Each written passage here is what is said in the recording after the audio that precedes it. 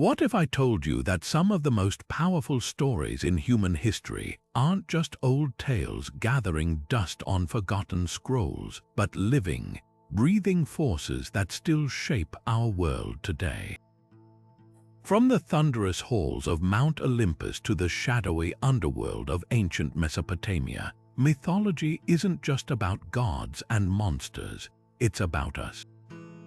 The fears, dreams, and unshakable questions that have haunted humanity since the dawn of time. And right now, we're about to embark on a journey through 30 of the most unforgettable myths ever told, stories so vivid, so packed with raw emotion and timeless wisdom. They've outlived empires, inspired revolutions, and even whispered their way into the movies, books, and games we love today. Think about the last time you felt a shiver down your spine while reading a hero's struggle or marveled at a villain's cunning. Chances are that story has roots stretching back thousands of years. These myths are more than entertainment, they're the DNA of human imagination. They taught entire civilizations how to understand love, war, betrayal, and sacrifice. They gave meaning to the unexplainable, from the rising sun to the crashing waves. And here's the wildest part. Even now, in our age of science and screens, these ancient stories still hold up a mirror to our deepest selves. Why? Because while our technology changes, the human heart doesn't. We still wrestle with the same giants: greed, passion, honor, fear, just in different costumes. So grab your metaphorical torch, we're diving into the labyrinth.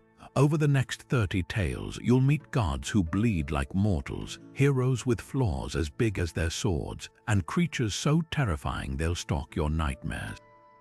But more than that, you'll discover how these myths sculpted the world we live in. Ever wondered why we say someone has an Achilles heel, or where the idea of a phoenix rising from the ashes really came from? Stitch by stitch, these stories have woven themselves into the fabric of our language, our art, even our moral compass. And whether you realize it or not, they're still speaking to you.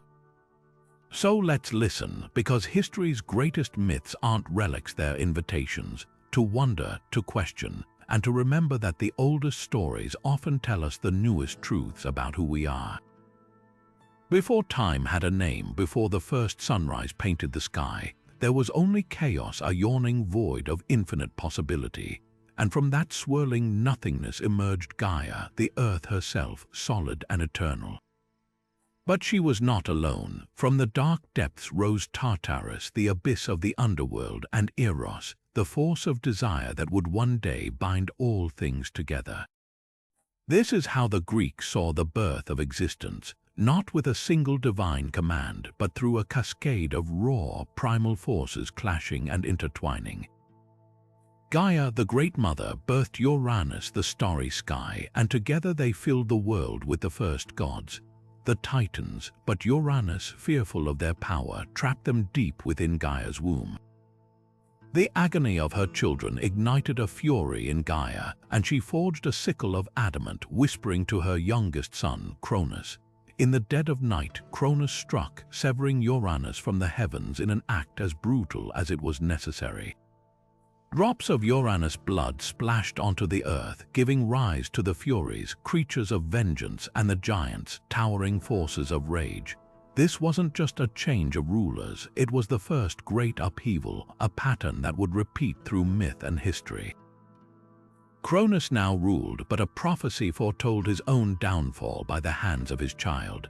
So he swallowed each of his newborn offspring, one after another, until his wife Re, desperate to save her youngest, tricked him with a stone wrapped in swaddling clothes. That child, Zeus, would grow in secret, destined to fulfill the cycle of rebellion and renewal. The Greeks didn't just see this as a story of gods fighting for power. It was a reflection of their world, violent, unpredictable, yet always moving toward order. The fall of Uranus wasn't just an act of patricide, it was the first act of defiance against tyranny, a theme that would echo in human hearts for millennia. And in Zeus' eventual rise, they saw hope, that even the mightiest oppressors could be toppled, and that from chaos something new and brighter could emerge.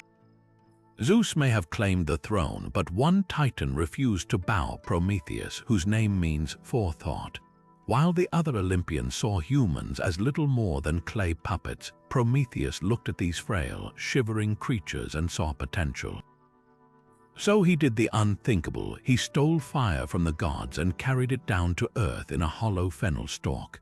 This wasn't just about warmth or cooking. Fire became the spark of civilization itself.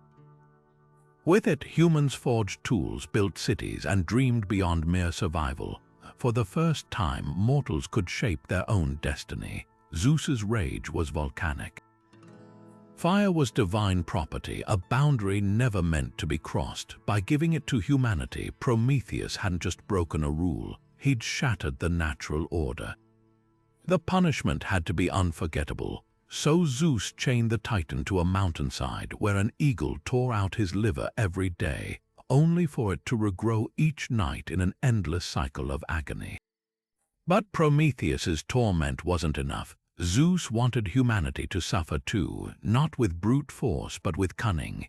He ordered Hephaestus to sculpt the first woman, Pandora, from earth and water. The gods gifted her with beauty, charm, and a sealed jar they warned her never to open. Here's the cruel genius of Zeus's revenge. He didn't send plagues or storms. He gave humans curiosity and let it destroy them. When Pandora lifted the lid, every misery imaginable burst into the world: disease, greed, despair. Only one thing remained trapped inside: hope. Some say this was Zeus's final mockery, denying comfort to mortals. Others argue hope was spared because even the king of gods couldn't extinguish it completely. The myth cuts deep because it's not just about gods and men, it's about the cost of progress. Prometheus's gift freed humanity, but it also made us forever restless, forever hungry. Pandora's story warns that knowledge comes with burdens, yet hope lingers in the darkest corners. Even now, when we invent or explore, we're caught in that same divine tension. The fire that illuminates can also burn. The Greeks didn't see this as a simple morality tale. It was a mirror reflecting their own struggles, how much suffering is worth bearing for the sake of advancement. And in Prometheus's defiance, they saw something shockingly human: the audacity to challenge the heavens, knowing the price would be agony. Long before Noah built his ark, another man faced the wrath of the gods: Utnapishtim, the Mesopotamian sage who survived the Great Flood in the Epic of Gilgamesh. The parallels between these two stories aren't just coincidence. They're echoes of humanity's oldest fears and hopes whispered across civilizations. When the gods decided to wipe out humankind with a deluge, the deity secretly warned Utnapishtim, instructing him to tear down his house and build a colossal ark, not of gopher wood, but of sturdy reeds coated in bitumen. The dimensions were precise: a perfect cube with 7 decks to separate the animals, the seeds, and his family. This wasn't just a boat, it was a floating fortress against divine fury. For 6 days and nights the storm raged, so violent that even the gods cowered in terror at what they'd unleashed. The floodwaters swallowed temples, palaces, and entire cities, turning the world into a roiling grave. When the tempest finally subsided, Utnapishtim's ark came to rest on Mount Nisir, just as Noah's would later settle on Ararat. But here's where the stories diverge in meaning. Utnapishtim didn't send out a dove first. He released a dove, then a swallow, and finally a raven. Only when the raven failed to return did he know the waters had receded enough to uncover dry land. The symbolism here runs deeper than survival. In both tales, the birds aren't just scouts, they're messengers of renewal. The dove's return with an olive branch in Noah's story signifies peace and God's covenant. But in Mesopotamia, the raven's absence carries a darker truth. Rebirth requires sacrifice. Utnapishtim's survival came at a cost. The gods granted him immortality, but only as a solitary figure, forever removed from the world he once knew. What makes these flood myths endure isn't just their drama, but what they reveal about us. They're not just about punishment, they're about second chances. The ark becomes a metaphor for human resilience, our stubborn refusal to vanish, even when the heavens themselves conspire against us. And perhaps that's why these stories resonate across cultures, from the Epic of Gilgamesh to Genesis.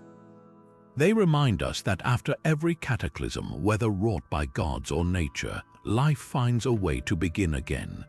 In the heart of ancient Sumer, where the Tigris and Euphrates rivers carved life into the desert, one goddess dared to cross the ultimate boundary, Inanna, queen of heaven and earth. Unlike the other deities who ruled from their lofty domains, Inanna's story isn't about staying in the light, it's about willingly stepping into the dark. Her descent into the underworld isn't just a myth, it's a harrowing journey of power, vulnerability, and the raw cost of transformation. Clad in her sacred regalia, the divine decrees that held her authority, Inanna approached the gates of Kur, the Sumerian underworld.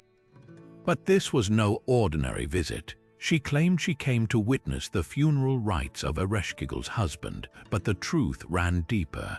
Inanna, the goddess of love and war who reveled in the vibrant world above, sought something forbidden: to conquer death itself. Ereshkigal, her sister and queen of the underworld, wasn't fooled. She knew Inanna's arrival threatened the delicate balance between life and death, so she set a trap, one that would strip Inanna bare, both literally and symbolically. At each of the 7 gates to the underworld, Inanna was forced to surrender a piece of her divine attire: her crown, her lapis lazuli necklace, her breastplate, until finally, she stood naked and powerless before Ereshkigal's throne. What happened next wasn't just defeat, it was annihilation. The 7 judges of the underworld fixed their gaze on Inanna, and she was struck down, her lifeless body hung on a hook like rotting meat. Above ground, the world withered, crops failed, love withered, and the heavens themselves dimmed without their queen. But Inanna's story doesn't end in darkness. Through cunning and sacrifice, her loyal servant Ninshubers pleased to the gods, and the offering of her husband Dumuzi to take her place half the year, Inanna rose again. And here's the haunting beauty of this myth: her resurrection wasn't just a personal triumph. It mirrored the very rhythm of the earth. The Sumerians saw her descent and return as the reason for the seasons, the barren months when Dumuzi dwells in the underworld, and the lush rebirth when Inanna reclaims him. This isn't just a tale of gods and ghosts. It's about the brutal truths of existence: how growth requires surrender, how power demands humility, and how even the brightest light must endure the dark to truly shine. Inanna's journey reminds us that transformation isn't graceful. It's a stripping away, a death before rebirth. And like the fields that lie fallow in winter, we too must sometimes lose everything to become something new. The gods of Asgard knew fear deep, gnawing fear from the moment Fenrir, the giant wolf, opened his yellow eyes. Born of Loki's chaos and the giantess Angerboda's fury, the pup grew at an unnatural rate, his paws shaking the earth with every step. Odin, the Allfather, had seen the prophecies. This wolf would swallow the sun at Ragnarök, his jaws dripping with the blood of gods. But Fenrir wasn't just a monster, he was a mirror held up to their own dread. At first, they tried to disguise their terror as hospitality, feeding him mountains of meat and calling him a guest. But when Fenrir outgrew even Odin's hall, the gods decided on a different strategy: chains. The first, Leidinga, was forged thick as a serpent's spine. Fenrir eyed it, then shattered the links with a shrug. The second, Dromi, twice as heavy, met the same fate. That's when the gods turned to deception. They commissioned the dwarves to craft Gleipnir, a ribbon thin as silk but woven from impossible things. The sound of a cat's footfall, the beard of a woman, the roots of a mountain. Here's where the story twists. Fenrir wasn't stupid. He sensed the trick but agreed to be bound on one condition: a god must place their hand in his mouth as a pledge of good faith.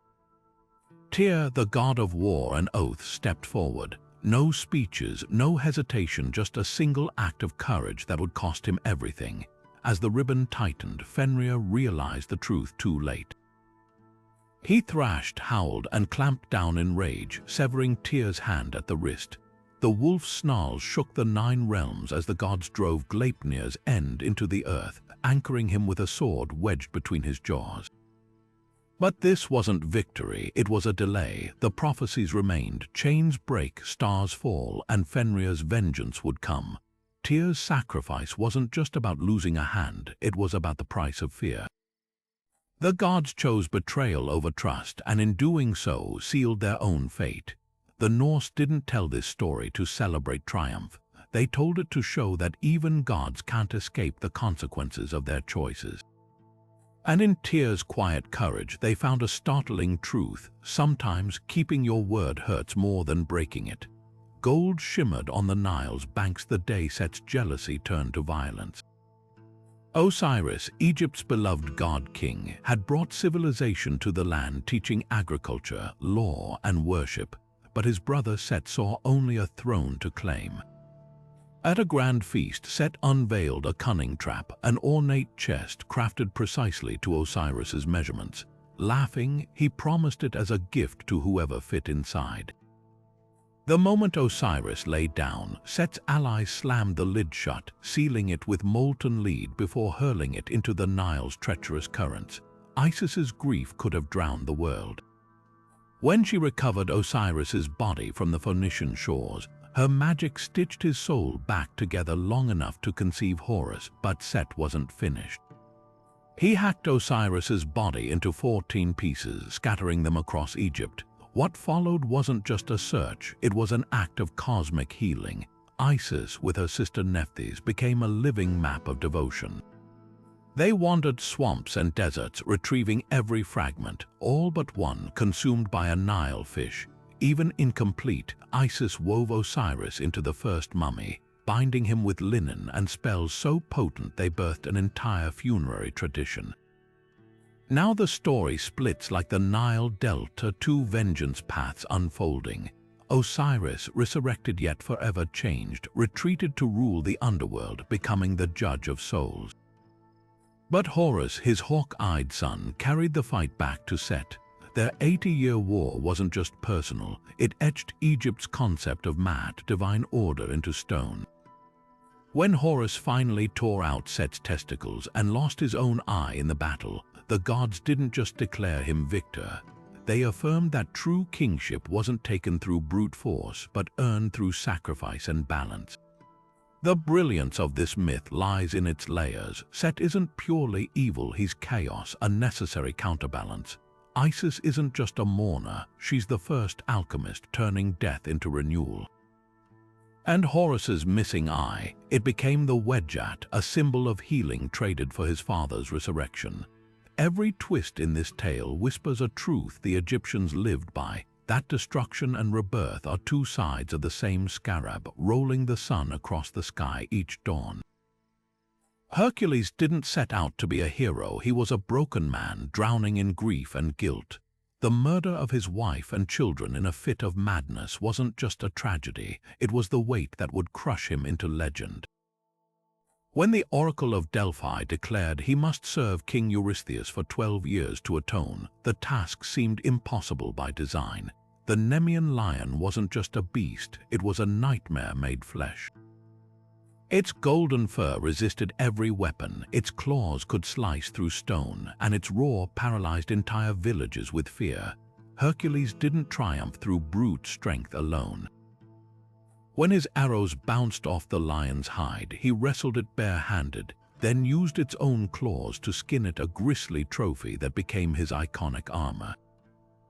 Then came the Hydra, a serpent with 9 heads and venom so potent its breath could kill. But the real horror wasn't the monster, it was the rules of the fight. For every head Hercules lopped off, 2 more sprouted in its place. Even fire couldn't seal the wounds. The myth twists here into something darker. Hercules' nephew Iolaus stepped in, searing each severed neck with a torch to stop the regrowth.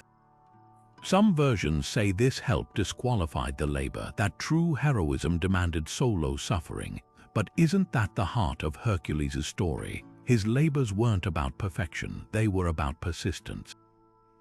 Was he a brute or a redeemed soul? The answer lies in the shadows between his labors. After slaying the Hydra, he dipped his arrows in its venom, turning them into weapons of absolute corruption. Later, he'd use one to kill Chiron, the wise centaur who'd mentored him a cruel accident that haunted him forever. Hercules wasn't just cleaning his slate, he was staining it anew with every step. Yet there's a reason his name echoes through millennia. His strength wasn't just in his muscles, it was in his capacity to endure. When Eurystheus demanded he fetch the golden apples of the Hesperides, Hercules didn't just steal them. He shouldered the weight of the sky to free Atlas, proving that even the mightiest can ask for help. His final labor, dragging Cerberus from the underworld, wasn't a conquest, it was a negotiation with Hades, a reminder that true power sometimes means knowing when to kneel. The Greeks didn't worship Hercules because he was flawless. They revered him because he was human, a man who carried his sins like a cloak, wrestling monsters outside and within. His labors weren't just punishments, they were proof that redemption isn't about erasing the past but forging ahead despite it. And maybe that's why his lion skin cloak, still dripping with metaphorical blood, remains the ultimate symbol of a hero who was never afraid to get his hands dirty. Deep beneath the palace of Knossos, where torchlight flickered against walls that seemed to breathe, the Minotaur waited half man, half bull, all rage. His birth was no accident but a curse born from King Minos' arrogance. When the gods granted him a snow-white bull to sacrifice, Minos couldn't bear to destroy such beauty. He kept it for himself, and in retaliation, Poseidon made his queen, Pasiphae, fall in love with the beast. The monstrous child that resulted wasn't just a punishment, it was a living symbol of broken vows and unchecked pride. Enter Theseus, the Athenian prince who volunteered as tribute. Every 9 years, Athens sent 14 youths to Crete as payment for a past war. Theseus couldn't stomach this cycle of fear, so he boarded the black-sailed ship, vowing to slay the Minotaur or die trying. But the labyrinth wasn't just a maze, it was a psychological weapon designed by Daedalus so cunningly that even its creator barely escaped. To walk its corridors was to lose all sense of direction, hope, and finally, sanity. That's where Ariadne's thread becomes more than cleverness, it's revolution. Minos' daughter, defying her own bloodline, handed Theseus a sword and a ball of crimson thread. Some say it was love that moved her, others whisper it was fury at her father's cruelty. Either way, that thread became the first crack in Minos' tyranny. Theseus tied one end to the entrance and let the rest spool behind him, a lifeline through the darkness. When he found the Minotaur at the labyrinth's heart, the fight wasn't just physical. The beast was a prisoner too, starved and snarling in perpetual torment. Theseus's victory wasn't the end. On the voyage home, he abandoned Ariadne on Naxos, an act some call betrayal, others necessity. Dionysus would later claim her, but the myth lingers on that rocky shore, questioning who really deserved redemption. Meanwhile, Theseus forgot to change the ship's black sails to white, causing his father Aegeus to leap into the sea in grief. Every choice here ripples with consequence, proving that even heroes leave wreckage in their wake. The Minotaur's labyrinth endures because it's more than stone and horn. It's the human mind, the twists of guilt, the dead ends of pride, and Ariadne's thread. That's the fragile, brilliant courage to face the monster, then find your way back out. The gods and demons weren't always sworn enemies. There was a time when even they realized some treasures were worth joining forces for. The ocean of milk, a vast cosmic expanse, held more than just water. It brimmed with the nectar of immortality, Amrita. But extracting it would require an impossible collaboration. Mount Mandara became their churning rod, its peak scraping the heavens while its roots anchored the underworld. The serpent Vasuki, king of Nagas, coiled around the mountain like a living rope, his body the tension between creation and destruction. Here's where the myth becomes a cosmic tug of war. The gods gripped Vasuki's tail, the demons his head, each side pulling with all their might. As the mountain spun, the ocean foamed and frothed, giving birth to wonders and horrors alike. First came Kamadhenu, the wish-fulfilling cow, her udders overflowing with abundance. Then emerged Akeshravas, the seven-headed horse, white as moonlight. Jewels and goddesses rose from the depths, but so did Halahala, a poison so virulent it threatened to unravel existence itself. Shiva, the destroyer, saw what no one else could. Sometimes salvation requires swallowing the darkness. He gathered the poison in his palms and drank it, his throat turning blue as the venom seared through him. Parvati, his consort, gripped his neck to stop the poison from spreading, etching the mark of devotion into his very skin. This wasn't just an act of sacrifice, it was a lesson that even the divine must confront toxicity to preserve balance. Finally, Dhanvantari, the physician of the gods, rose from the waves holding the golden vessel of Amrita. The fragile alliance shattered instantly. The demons snatched the nectar, forcing Vishnu to transform into Mohini, an enchantress whose dance of distraction allowed the gods to reclaim immortality. But the story doesn't end with winners and losers. The churning left its scars. Mount Mandara, once a bridge between worlds, now lay discarded, its purpose fulfilled. What makes this myth timeless isn't just its spectacle, it's the raw truth beneath the symbols. Creation isn't neat, it's a messy collision of opposites. The nectar of immortality came coated in poison, the treasures mingled with trials. Even the gods couldn't achieve greatness alone, they needed their oldest foes to turn the wheel. And perhaps that's the echo that still ripples through our world today. That progress often demands unlikely alliances, and that every revolution, cosmic or human, leaves someone holding the serpent's head while others grip the tail. From a stone born of heaven and earth, fed by the wind and tempered by the stars, erupted Sun Wukong, the Monkey King who would shake the cosmos to its foundations. His first act of defiance wasn't against gods or men, but death itself. Storming the underworld, he scrawled his name out of the book of life with a single stroke of his brush, declaring himself immortal before the ink could dry. But immortality wasn't enough. Wukong craved chaos, the kind that upends hierarchies and mocks the divine. When the Jade Emperor offered him the title, Keeper of the Heavenly Horses, to placate him, the Monkey King saw the insult beneath the honor. A stable boy's job for a being who'd crowned himself great sage equal to heaven. He raised the celestial stables, feasted Chinese letter The, peaches of immortality, meant for the gods, and drank the elixirs of the Taoist immortals until his veins burned with stolen power. The heavens trembled, armies of stars deployed against him, thunder gods hurled bolts that split mountains, but Wukong fought with a grin. His staff, Rui Jingu Bang, which could grow to pierce the clouds or shrink to a needle whirling like a hurricane. He wasn't just a rebel, he was a force of nature, exposing the frailties of heaven's order. Even Erlang Shen, heaven's greatest warrior, could only capture him through trickery, aided by Laozi's alchemical furnace. Yet after 49 days of celestial fire, Wukong emerged stronger, his eyes now burning with the power to see through all illusions. The message was clear: heaven's punishments only forged him into something more dangerous. That's when Buddha intervened, not with armies or fire, but a wager. "Leap from my palm," he challenged, "and the heavens are yours." Wukong laughed, somersaulting across the sky, only to find Buddha's fingers waiting at what he thought was the edge of creation. Before he could react, the hand of the five elements became a mountain, crushing him beneath its weight. But here's the twist: Buddha's prison wasn't just punishment.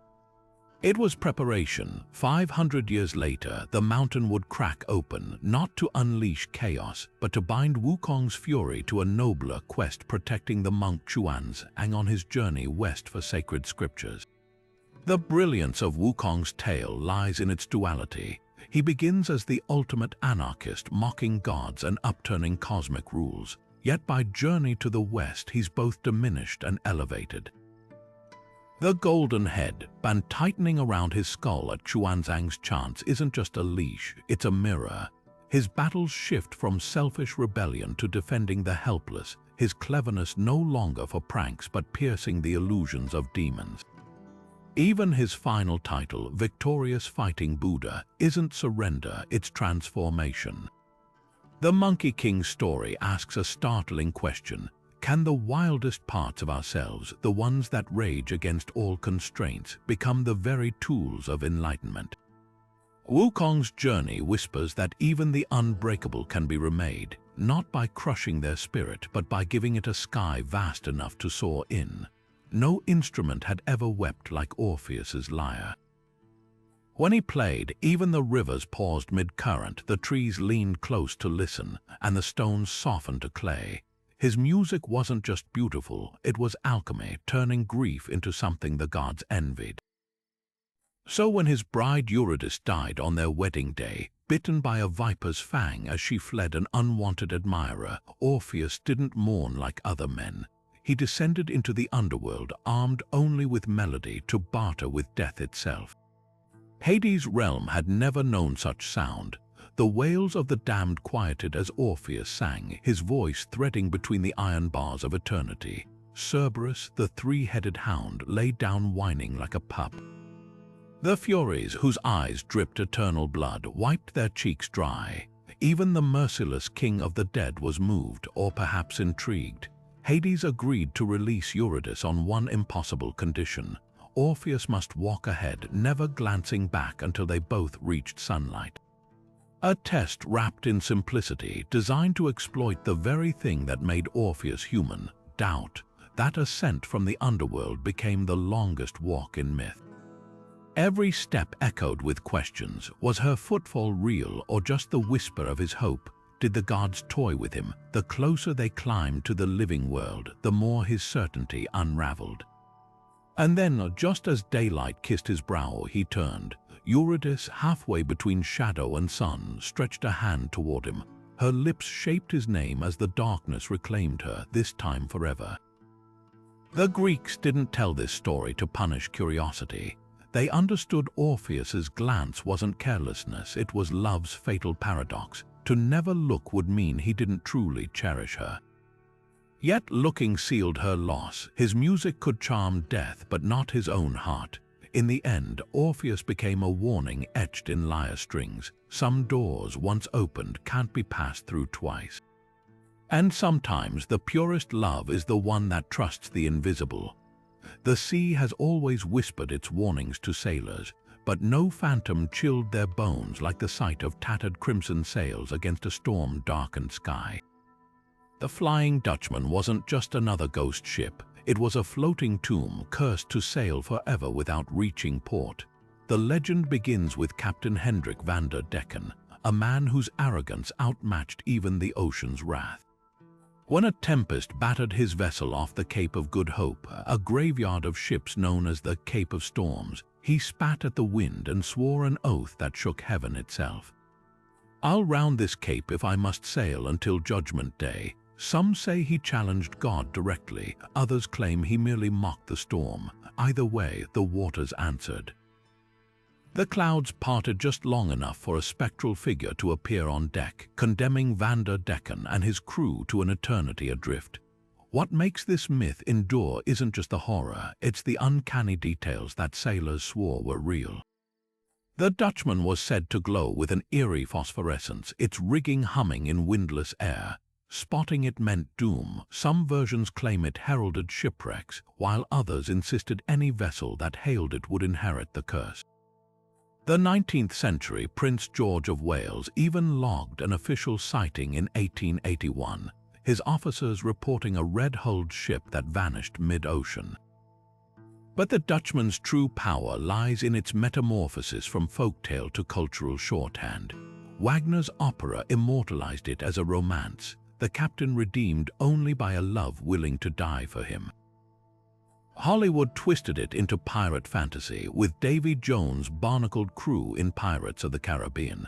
Scientific explanations tried to tame the mystery, attributing sightings to Fata Morgana mirages or scent. Elmo's fire, yet none of these fully explain why the legend clings like salt to skin. perhaps because every sailor knows the truth beneath the myth. The ocean doesn't just drown bodies, it swallows time itself. Shipwrecks litter the seafloor like paused clocks, their crews forever mid-task. The Dutchman is their ghostly ambassador, a reminder that some arrogance can't be washed clean and some journeys never end.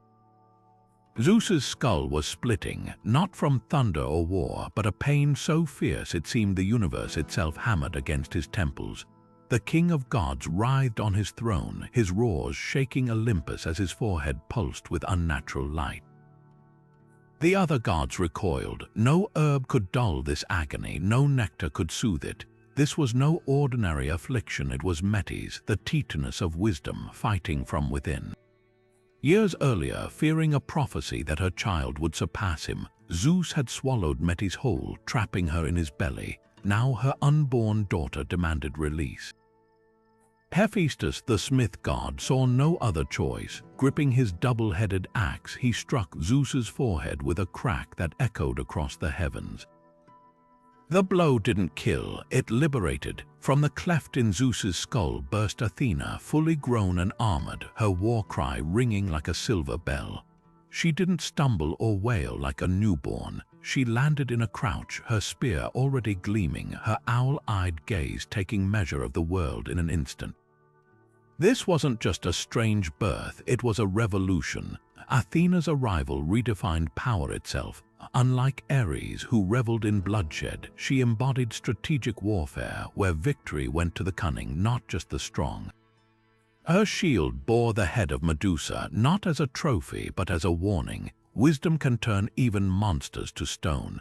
When she planted the first olive tree on Attica's rocky soil, she gifted Athens more than food. She gave them law, weaving, and the art of civilization. The Greeks didn't tell this story to explain headaches. They were unraveling a deeper truth. That brilliance often strikes like Hephaestus's axe, sudden, painful, and impossible to ignore.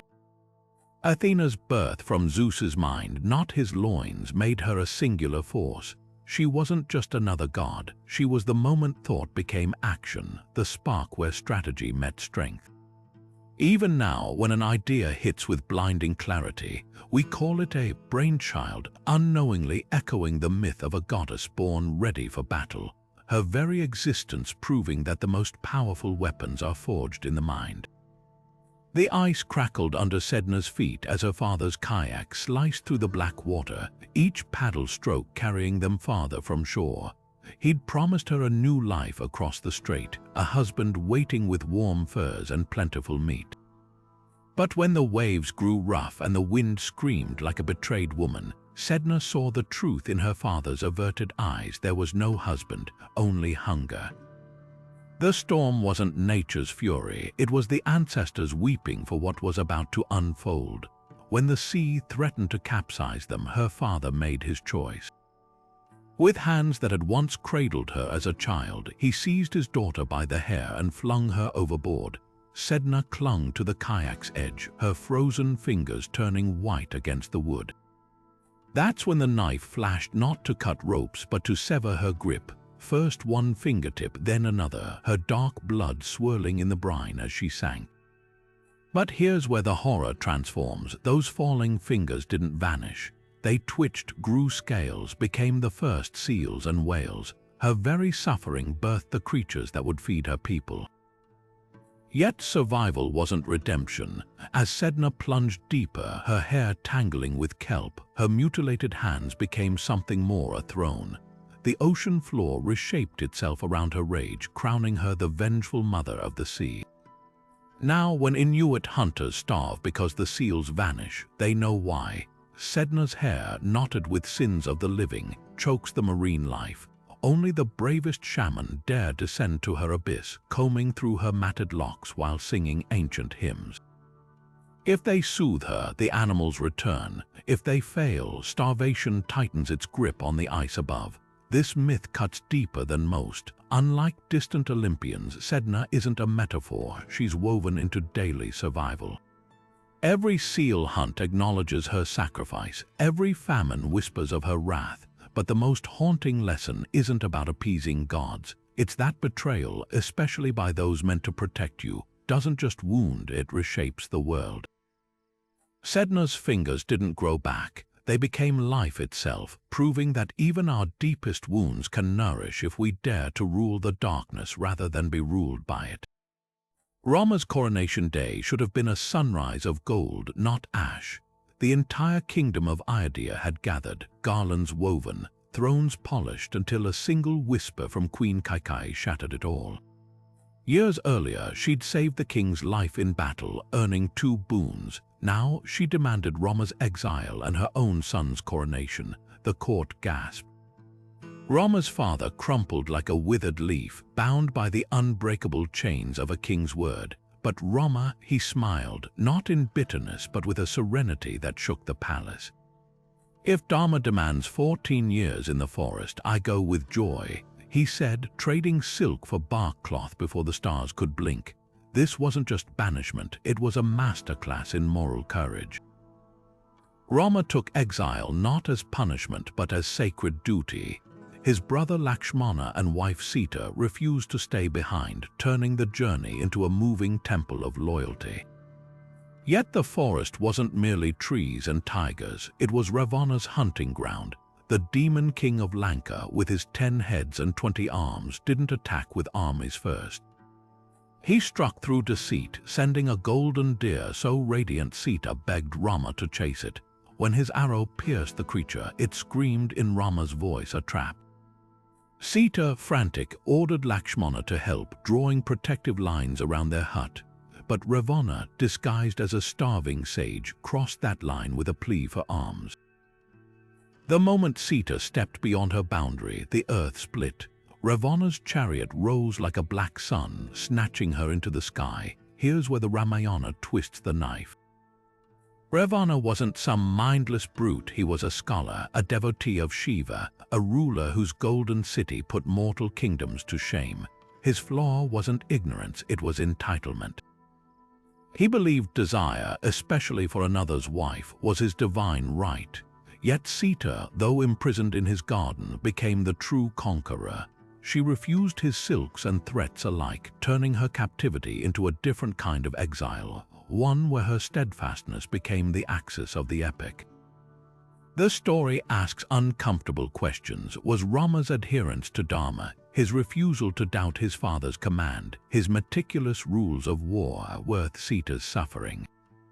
Or is Dharma, like the forest path, sometimes obscured by thorns? The genius of the Ramayana lies in its refusal to simplify. Rama's exile isn't just a hero's test, it's a mirror held up to every choice where duty and love collide. And Sita's abduction, proof that even the purest lines drawn in sand can be swept away by the winds of greed. Yet from those ashes rises the story's eternal truth. Some bonds, like Rama and Sita's, can't be broken by distance, deception, or even fire.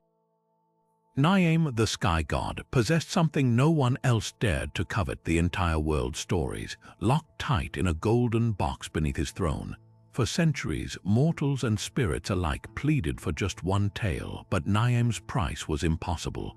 Bring him Asibo, the leopard of the terrible teeth, Mabro, the hornet whose sting breaks bones, and Mosha, the fairy whose feet never touch earth.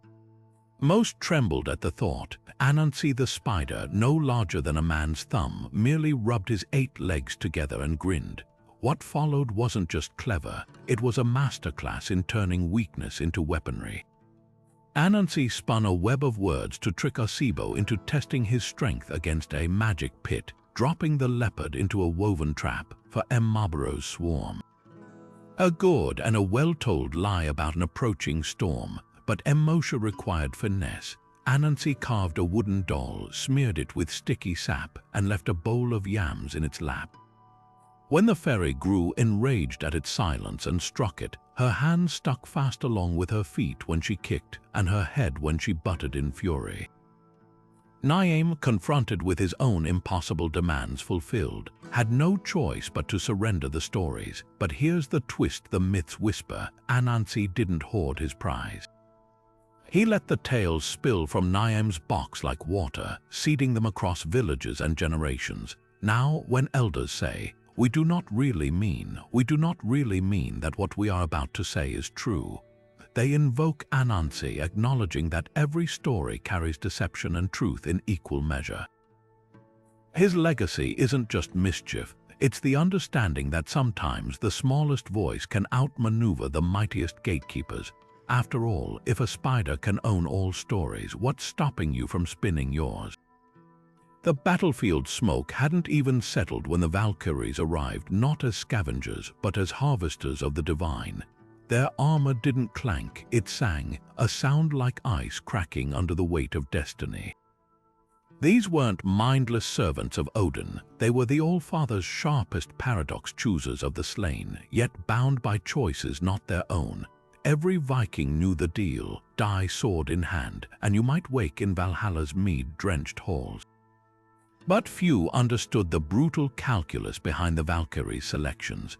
To modern eyes, their role seems straightforward, angelic figures plucking heroes from blood-soaked earth. The truth was far darker. When a Valkyrie's spear tip hovered over a dying warrior, she wasn't judging his strength or virtue. She was reading the runes etched into his soul long before birth. The Norse didn't believe in chance. Fate was woven into Yggdrasil's roots by the Norns, unchangeable as the tides. The Valkyries weren't arbiters, they were instruments delivering what destiny had already decreed. Yet within this rigidity pulsed a startling tension. Viking culture worshipped personal honor above all else. A man could choose to face overwhelming odds, to stand back to back with his brothers even when retreat meant survival.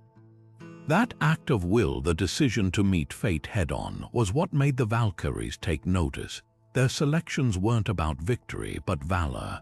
The warrior who died defending a feudal position, his axe shattered but his teeth still bared in a snarl.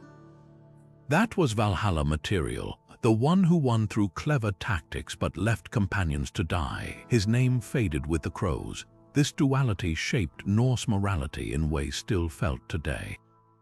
The Valkyries' existence meant life wasn't about controlling outcomes, but controlling how you met them. Ragnarök was coming, every god would fall, and yet the sagas overflow with heroes who fought anyway. That's the Valkyries' true lesson. Fate chooses the moment, but you choose the manner. And in that sliver of agency, between the weave of the Norns and the sweep of a Valkyrie's wing, bloomed the Viking ideal, that even the doomed can make their ending worthy of song. The fire crackled low that night, its embers painting the old man's wrinkles gold as he slumped against the tree. His robes hung in tatters, his breath shallow, just another starving beggar on the road. Or so he seemed. The animals who approached him that evening didn't know they were being tested by a celestial being in disguise. The fox brought plump fruit stolen from a farmer's orchard. The monkey gathered sweet berries from the highest branches, but the rabbit, whose paws could only clutch brittle grass, understood the true nature of sacrifice. Without hesitation, it leapt into the flames, offering its own body as food. The act was so pure, so utterly devoid of calculation, that the old man shed his disguise, revealing himself as the Jade Emperor. With a sweep of his sleeve, he plucked the rabbit's spirit from the ashes and placed it on the moon's luminous surface, not as a punishment, but as an eternal emblem of compassion. To this day, if you squint at the full moon during the Mid-Autumn Festival, you'll spot its silhouette forever pounding the elixir of life in a mortar, a reminder that true generosity requires no audience. But here's where the myth deepens. The rabbit's presence isn't just a reward. In Chinese lore, the moon symbolizes yin, the passive, receptive force, while the sun blazes with yang. The rabbit's quiet labor balances the cosmos, its pestle grinding not just herbs but the very rhythm of harmony. During the Mid-Autumn Festival, when families reunite under the moonlight, they're not just eating mooncakes, they're participating in that balance. The round pastries, often stamped with the rabbit's image, echo the full moon's shape, binding generations together in a shared act of remembrance. Korea and Japan wove their own threads into this tale. In Korean versions, the rabbit pounds not medicine but rice cakes, mirroring the songpyeon treats made during Chuseok. Japanese folklore sometimes depicts it crafting mochi, its paws sticky with the effort. These variations aren't contradictions, they're proof of how a single act of selflessness can ripple across cultures, adapting to nourish different hearts. The rabbit's lesson transcends language, that in a world obsessed with taking, the greatest power lies in giving, especially when it costs everything. Look up tonight. That pale glow isn't just rock and dust. It's a celestial monument to the idea that the smallest creatures can leave the brightest legacies. And when children point to the moon, whispering about the rabbit's silhouette, they're not just learning a myth, they're inheriting a challenge to ask in their own lives, what are we willing to throw into the fire for the sake of another? The gem first gleamed not in a royal treasury, but from the forehead of a goddess. Carved into the eye of a sacred idol in India's Golconda mines, this blue diamond wasn't just a jewel, it was a living fragment of divine wrath. When French merchant Jean-Baptiste Tavernier wrenched it from the statue in the 1600s, legend claims the temple's guardians cursed the stone with a whisper, "Let those who steal you drown in sorrow." Tavernier's fate, bankrupt and mauled by dogs, his body dumped in a frozen river, a fitting end for a man who traded reverence for greed, but the diamond's bloody journey was just beginning. Louis XIV, the Sun King who adored luxury like oxygen, purchased the stone and had it recut into a 45-carat masterpiece he called the Blue Diamond of the Crown. Yet within years, his reign crumbled plague, war, and the agonizing gangrene that ate him alive. His successor, Louis XV, gave the gem to his mistress Madame de Pompadour, whose sudden death by blood poisoning left courtiers murmuring about the Blue Death. Then came Marie Antoinette, whose alleged wearing of the necklace during her reign became the stuff of infamy. Whether she actually draped it over her powdered décolletage is debated, but the symbolism was undeniable. Her downfall mirrored the diamond's path: beheading, revolution, and a kingdom in ashes. The curse didn't stop at royalty. In 1830, London banker Henry Philip Hope acquired the stone, his family name becoming its modern moniker. Bankruptcy haunted his heirs like a shadow. Later owners included a Turkish sultan who stabbed his wife and lost his throne, an American heiress Evelyn Walsh McLean, whose son died in a car crash, her daughter by suicide, and her husband into madness. Even the postal worker who mailed the diamond to the Smithsonian in 1958 reportedly broke his leg, lost his home to fire, and saw his wife and dog perish within months. Science scoffs at curses, but history whispers otherwise. The Hope diamond's blue hue comes from boron atoms trapped in its crystal lattice, an anomaly that makes it glow blood red under ultraviolet light. Perhaps that's the real lesson of this myth. Not that gems carry malice, but that human obsession reflects its own destruction. The Koh-i nor the Orlov, the Black Prince's ruby, every legendary jewel wears a cloak of blood and longing. The Hope diamond's curse isn't supernatural. It's the weight we attach to beauty and the lengths we'll go to possess it, even as it cuts our hands. The waves themselves seemed alive that day, heaving with a malice no ordinary storm could conjure. Odysseus gripped the tiller as his ship entered the strait, his eyes darting between two horrors: Scylla's jagged cliffs to starboard, where 6 serpentine necks uncoiled from the rocks, and to port, Charybdis' whirlpool churning like a mouth hungry for the world. But between them lurked a third danger, one even the gods whispered about: the wandering rocks. Unlike Scylla's predictable hunger or Charybdis' rhythmic gulps, these clashing boulders moved with no pattern, crashing together with the force of titans before drifting apart like ghosts. Homer's description is sparse, but haunting: the rocks groan as they collide, a sound sailors claimed could drive men mad before the stones even crushed their hulls. What makes them unique among maritime perils isn't just their unpredictability, but their symbolism. Scylla and Charybdis represent impossible choices, but the wandering rocks embody chaos itself.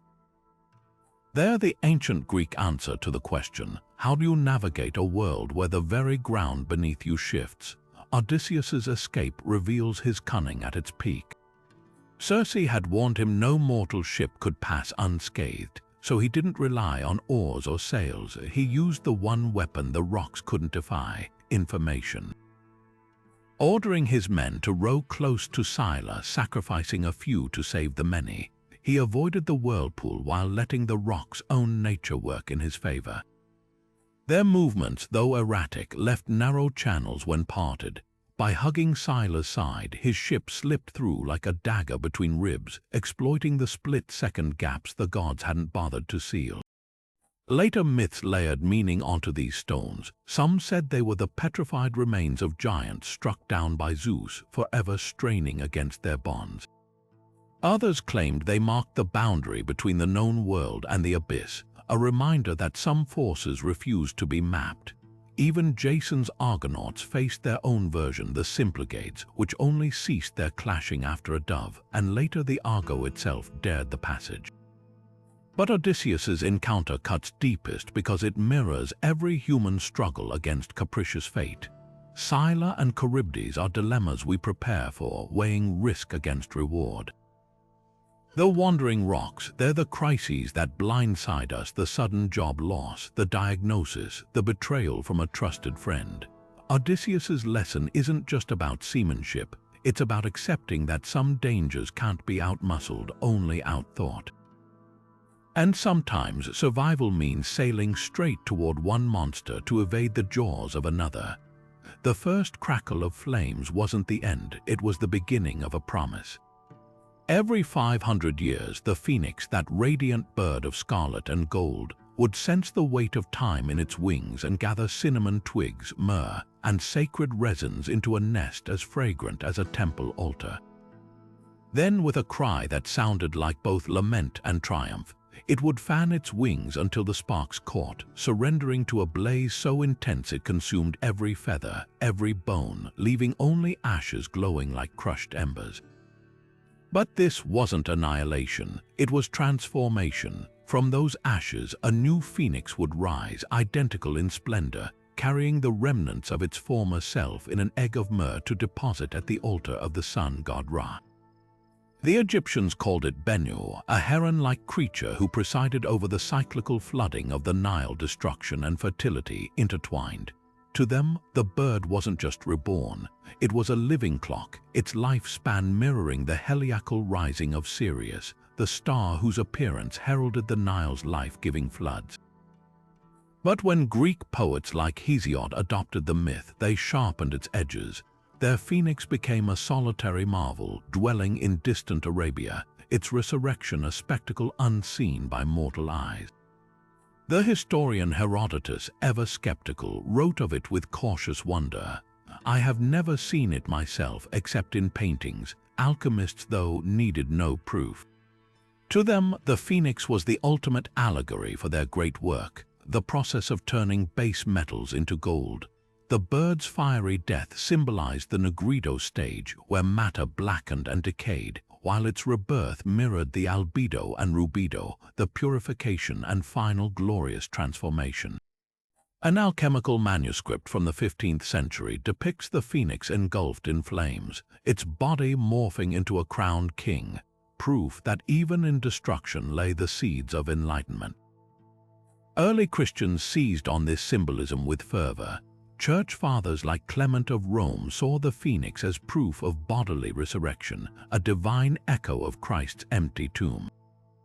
A 4th-century mosaic in Rome's Basilica of Santa Costanza shows the bird perched on a palm tree, itself a symbol of eternal life, its wings outstretched like a promise: death is not the end. Even the timing felt providential. Just as the phoenix rose after 5 centuries, Christ's return was anticipated within a similar cosmic rhythm. Yet the phoenix's true power lies in its adaptability. In Chinese lore, the Feng Huang lacks the fiery cycle but shares the phoenix's role as a symbol of harmony, often paired with the dragon to represent marital bliss. Native American traditions speak of the thunderbird, whose wings summon storms of renewal. Each culture molds the myth to its deepest anxieties and hopes, but the core remains: from ashes, life. From endings, beginnings, modern storytelling can't resist this metaphor. From Dumbledore's fox in Harry Potter, whose tears heal mortal wounds, to the Mockingjay in the Hunger Games, a hybrid creature born from defiance, the phoenix endures because it answers a primal human question: what if we too could start again? Not untouched by our past, but because of it, the phoenix doesn't erase its scars, it wears them as fuel for the next blaze. And perhaps that's the most comforting lie or truth of all, that burning down isn't failure. It's preparation for the unthinkable act of rising. The wind howls differently at night in the Navajo lands, not with the usual whispers of the desert, but with something that moves just beyond the edge of sight. The Dene speak of them in hushed tones, if at all, the Ye-Noldlushii, the skinwalkers. These aren't mere monsters from campfire tales. They're witches who have crossed a line no healer dares approach. To become one, they must commit the unthinkable, killing a close family member. The act twists their humanity, granting them the power to wear the skins of animals like gruesome costumes. A wolf one moment, a crow the next, their eyes glow with an intelligence that chills the blood. What makes the skinwalker so terrifying isn't just its shape-shifting, it's the unnatural way it moves. Witnesses describe them running on all fours faster than any living creature, their limbs bending at impossible angles. Some say they can mimic voices, calling your name in the dark with the sound of a loved one's throat. But the most dangerous detail, they never hunt alone. Where one appears, others linger just beyond the firelight, waiting for the moment you let your guard down. Protection lies in the sacred. Navajo elders carry small pouches of Tadadian corn pollen blessed in ceremony. Sprinkled in a circle or pressed to the forehead, it acts as both barrier and beacon, repelling the corrupted while calling upon the holy people for aid. Even speaking the name Skinwalker risks drawing their attention, so the Dene use indirect phrases like the one who goes on all fours. Silence, too, is a weapon. Traditional stories warn against discussing them after sunset when their power grows strongest. Modern skeptics dismiss them as superstition, but ask any Navajo police officer working the res at night. They'll tell you about the 911 calls, the frantic reports of animals standing upright, of knocks on doors with no footprints in the snow. Science explains away the phenomena as sleep paralysis or coyote cries, but the fear remains etched into the landscape. Perhaps that's the true power of the skinwalker myth. It's a living reminder that some boundaries exist for a reason. When humans tamper with forces meant to stay hidden, the price isn't just death. It's the loss of one's very soul, trapped forever in the liminal space between man and beast. The Greeks didn't just leave a wooden horse at Troy's gates, they left a masterpiece of psychological warfare. What most paintings and pop culture forget is that the so-called horse wasn't some crude stallion statue. Historians suggest it might have been a siege tower disguised as a sacred offering, its hollow belly packed with the Achaeans' deadliest warriors. But here's the twist, the real weapon wasn't the structure at all.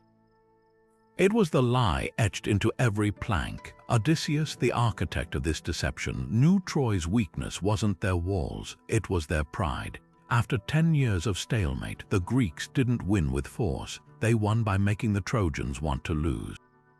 Consider the genius of the ruse. The horse wasn't just abandoned, it was meticulously staged. Sinon, the Greek deserter, spun a tale so convincing it bypassed reason and went straight for the heart. He claimed the horse was an offering to Athena, built so massive the Trojans couldn't take it inside. Why? Because if they did, Troy would become invincible. The Trojans, already steeped in omens, remember Cassandra's warnings, dismissed as madness, saw not a threat but a divine challenge. Even Laocoon's desperate plea, "I fear Greeks, even bearing gifts," was silenced when Poseidon sent sea serpents to strangle him and his sons. The gods themselves seemed to endorse the trick. What happened next wasn't the quick raid most imagine. The Greeks didn't burst out at dusk, they waited until the city was drunk on victory and wine.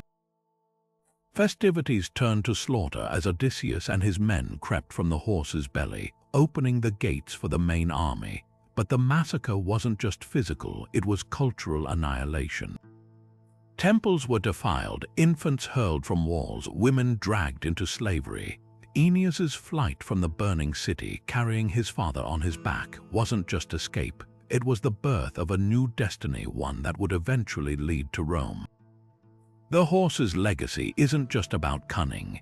It's about the cost of trust in a world where war wears many faces. Modern cybersecurity experts cite it as the first recorded instance of a Trojan attack, malware disguised as a gift. Yet the deeper lesson lingers in Troy's ashes. The greatest threats often come cloaked in the symbols we revere. That's why the horse endures not as a children's fable but as a warning. Victory doesn't always go to the strongest. Sometimes it goes to the ones who understand how easily pride can be weaponized. Before time hardened into the shapes we know, when the earth lay flat and dreaming, the rainbow serpent stirred beneath the surface not as a mere creature, but as the land itself taking breath.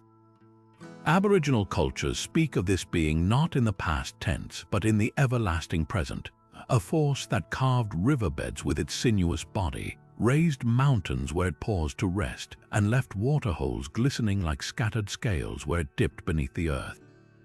To call it a deity feels too small. It was the architect of life's very blueprint, shaping not just geography but the laws of existence. Where its rainbow-colored belly touched the ground, flowers erupted in bursts of yellow and purple. Where it exhaled, clouds gathered for the first time, heavy with the promise of rain. But the serpent's power was never meant to be gentle. In the dry heart of Australia, where water is more precious than gold, it taught humanity a brutal lesson: respect or perish. The waterholes it created weren't just gifts, they were contracts. Disturb the stillness with greed or disrespect, and the serpent would rise in fury, its storms swallowing entire camps in cyclones of wind and flood. Elders tell of the Wagelag sisters, two women who broke sacred law by fishing at a forbidden waterhole. The rainbow serpent surged forth, its tongue flicking the air like lightning, drowning the sisters in a deluge that birthed the monsoon seasons. The message was clear: these pools weren't resources to exploit, but living kin to commune with. To appease the serpent wasn't about fear, it was about reciprocity.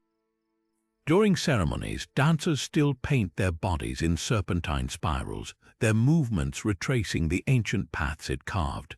Offerings of ochre and song are left at waterholes, not as bribes, but as reminders of a covenant older than memory. We remember what you taught us. Even the act of storytelling becomes ritual, with certain myths only spoken when the air hums with impending rain. The words themselves a kind of summoning. Science now confirms what the serpent's lore always held. Australia's waterholes are interconnected through underground aquifers, veins of life hidden beneath the desert. To pollute one is to poison the web.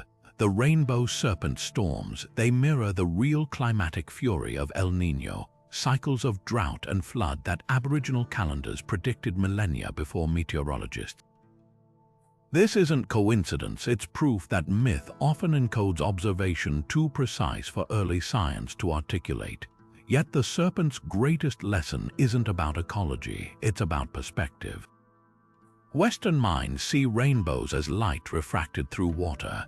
But to the Yolngu people, the rainbow is the serpent moving between worlds, its colors a bridge linking the mundane and the sacred. A child splashing in a billabong isn't just playing, they're brushing against the flank of creation itself. That shift in seeing, from separateness to kinship, might be the most radical legacy of all. After all, we protect what we love, but we only love what we truly see. And the serpent's scales, shimmering across millennia, still ask us, do you see the world as dead matter or as a living body you're part of? The answer changes everything. Midas woke to a world transformed not by magic but by his own reckless desire. The golden light streaming through his palace windows wasn't dawn, it was the curse already taking hold. Just hours before, he'd been granted a wish by Dionysus himself as reward for helping the god's beloved satyr. "Let everything I touch turn to gold," he'd blurted, imagining endless wealth. But the gods don't grant wishes, they fulfill them. That first brush of his fingertips against his oak bedpost should have been his warning. The grain stiffened, the color deepened, and suddenly he cradled not wood but solid metal colder than his mounting dread. The horror didn't reveal itself gradually, it struck like lightning. His morning grapes shattered like amber glass between his teeth, their juice frozen mid-drip into delicate golden filaments. His bread hardened into a sculpture, his wine a molten trickle down a goblet now welded to his palm. Even his daughter, rushing to embrace him, became a statue mid-laugh, her curls forever frozen in metallic waves. This wasn't wealth, it was starvation in gilded splendor, a prison where every object of comfort became a taunt. The irony cut deeper than any blade. Midas had wished to transcend need, only to find that gold itself was worthless when it replaced life's essentials. Redemption came not from Olympus but from the muddy banks of the Pactolus River. Dionysus, watching his mortal pawn unravel, took pity or perhaps amusement. "Wash your hands in its waters," he advised, "and the gift will flow back to its source." Midas plunged his arms elbow deep, watching as the riverbed glittered with newfound deposits. The myth claims this is why the Pactolus became famed for gold dust, but the real treasure was the lesson left swirling in its currents. That true richness lies not in possessing, but in participating. The grapes that burst sweet on the tongue, the daughter's warm embrace, these couldn't be hoarded, only experienced. Modern retellings often soften Midas's ending, portraying him as a reformed miser who rejects wealth. But the older versions linger in their brutal honesty. Even after cleansing himself, Midas couldn't undo the statues left in his wake. His palace remained a museum of loss, each golden artifact a reminder of choices that couldn't be unmade.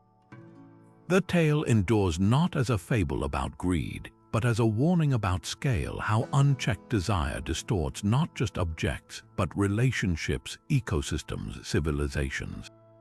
Every gold rush, every speculative bubble, every raised forest for profit echoes Midas's fatal miscalculation, mistaking abundance for nourishment, and in doing so, starving amidst plenty.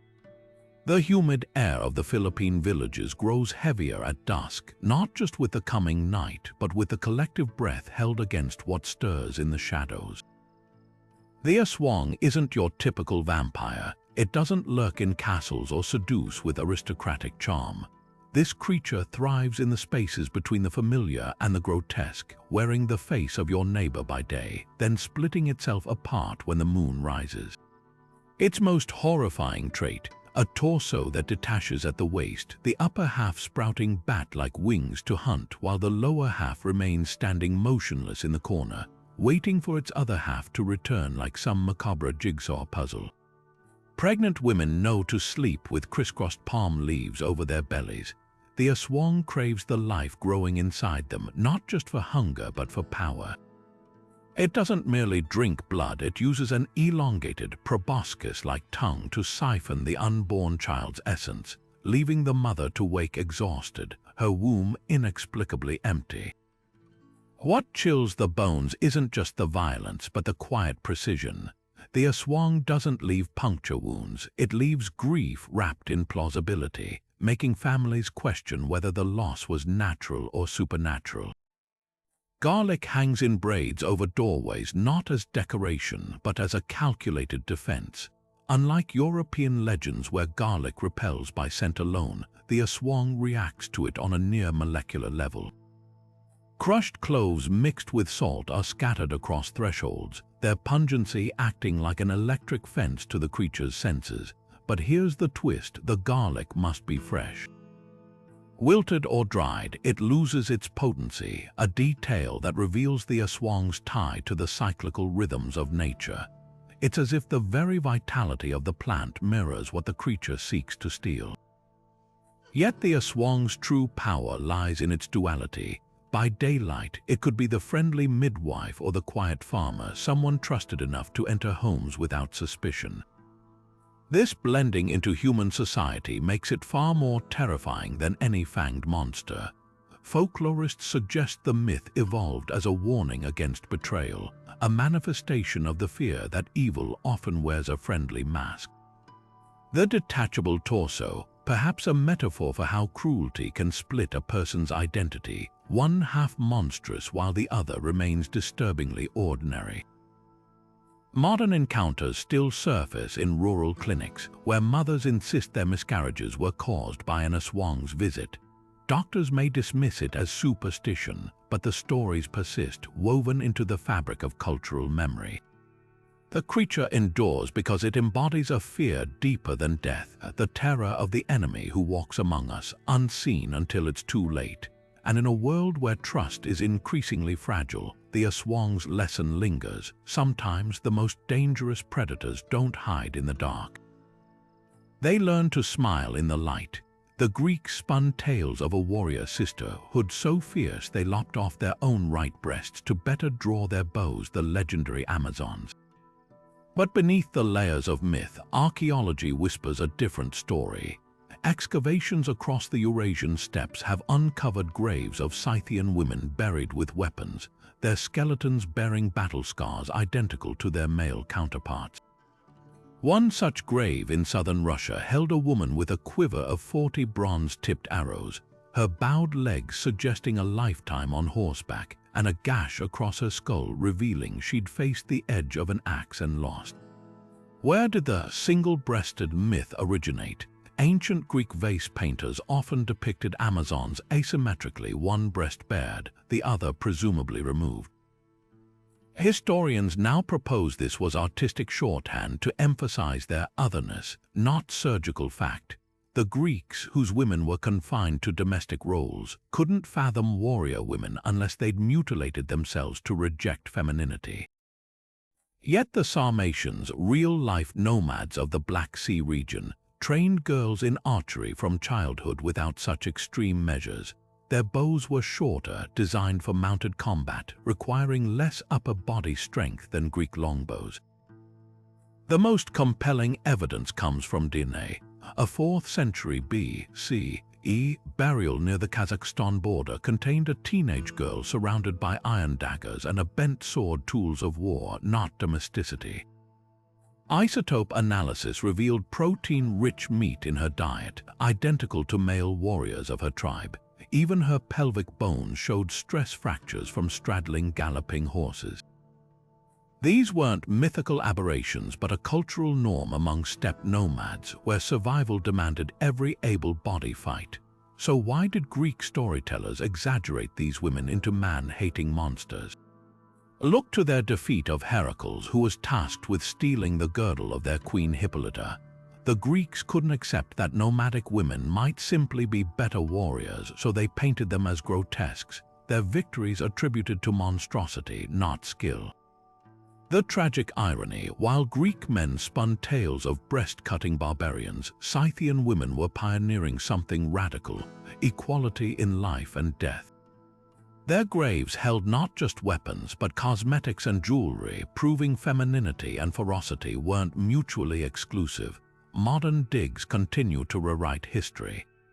In 2019, Armenian archaeologists unearthed a woman buried with a crescent moon pendant and a quiver full of arrows, her skeleton showing healed rib fractures from combat. She wasn't an exception, she was part of a pattern. The Amazons weren't Greek boogie women. They were the everyday warriors of the steppes, erased by history until the earth itself gave them back their voice.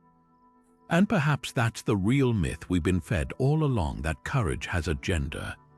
The sea off the Orkney Islands holds more than salt and waves. It hides a sorrow older than the stones themselves. Selkies, those creatures of Celtic legend, glide through the depths as sleek grey seals, but shed their skins on moonlit nights to dance as humans on the shore. Their beauty isn't just in their forms, but in their fleeting freedom. For the moment a Selkie's pelt is stolen, their fate is sealed in chains no iron could forge. Fishermen's wives still whisper of men who prowled the beaches at high tide, seeking not fish but brides. The trick was simple. Find the Selkie's discarded skin soft as mist and shimmering with brine, and hide it away. Without it, the creature couldn't return to the sea. Some say the captured Selkies wept silently, their tears salting the stew pots they tended. Others claim they sang lullabies to their human children in voices that made the hearth fires flicker like drowning candles. But all agree on one detail. Should a Selkie ever rediscover their hidden coat, no force on earth could keep them from vanishing into the waves. Here's where the myth cuts deepest. Unlike other fairy brides, Selkies rarely curse their captors with madness or vengeance. Their tragedy is quieter. A folk tale from the Faroe Islands tells of a fisherman's son who found his mother's seal skin tucked beneath the rafters. When he returned it, she kissed his forehead once, a farewell as tender as it was final before diving into the surf. The story doesn't paint her as cruel nor the son as betrayed. It simply acknowledges an unbearable truth. Some loves are cages, even when built with gentle hands. Modern interpretations claw at the tale's darker undercurrents. Scholars note how Selkie stories cluster in regions where isolation drove men to desperate acts. The Shetland ballad The Great Silkie of Sewell Skerry even frames the theft as cyclical violence, a Selkie woman foretelling that her own half-human son will one day unknowingly shoot his seal father. The pelt isn't just a skin, it's sovereignty. To lose it is to live amputated, always sensing the call of a home you can't reach. Yet for all their melancholy, Selkie tales shimmer with a peculiar hope. They remind us that identity isn't a costume to be discarded, but a birthright that clings like salt to the skin. And perhaps that's why these stories endure, not as warnings about stealing magic, but as testimonies to the unbreakable pull of belonging. Watch the seals bob in the harbor at dusk, their eyes too knowing. They might be ordinary animals, or they might be someone's mother, wife, or child, waiting for the tide to turn just one more time. Hollywood has tried to tame the Selkie myth with picturesque coastlines and wistful soundtracks, but John Sayles' The Secret of Roan Inish cuts closer to the bone. The film doesn't just adapt the legend, it breathes salt spray into its lungs, letting the story unfold through the eyes of a child who pieces together her family's history like shards of sea glass. The Selkie here isn't a magical creature to be captured or conquered. She's a thread woven into the fabric of a community's memory, her absence haunting the shoreline like a receding tide. What makes Roan Inish extraordinary is its refusal to romanticize theft. When the Selkie reclaims her skin, it's not a betrayal, it's a homecoming so inevitable it feels like the ocean exhaling. Modern storytellers twist the Selkie's tale into new shapes while keeping its heart intact. In Emma Donoghue short story Sealskin, a Selkie wife's captivity is framed not as romance but trauma, her human children growing up with webbed fingers and an ache for depths they've never seen. The 2016 film Song of the Sea reimagines the Selkie as a guardian of fading magic, her lullabies holding back the slow creep of modernity that turns myths into postcards. Even Neil Gaiman's The Ocean at the End of the Lane borrows Selkie logic. His supernatural characters shed identities like skins, revealing how fluid belonging really is. These aren't just retellings, they're reckonings. The Selkie myth thrives in the modern imagination because it speaks to stolen agency in a language deeper than allegory. Watch how often these stories focus on children, the half-human offspring caught between worlds.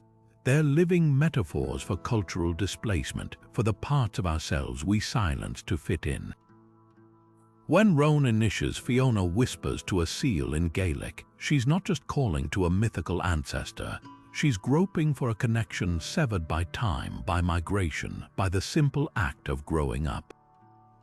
The most haunting contemporary twist, Selkie tales now surface in unexpected places, a TikTok trend of influencers, finding seal pelts on beaches, indie games where players unravel family secrets by reassembling torn skins pixel by pixel.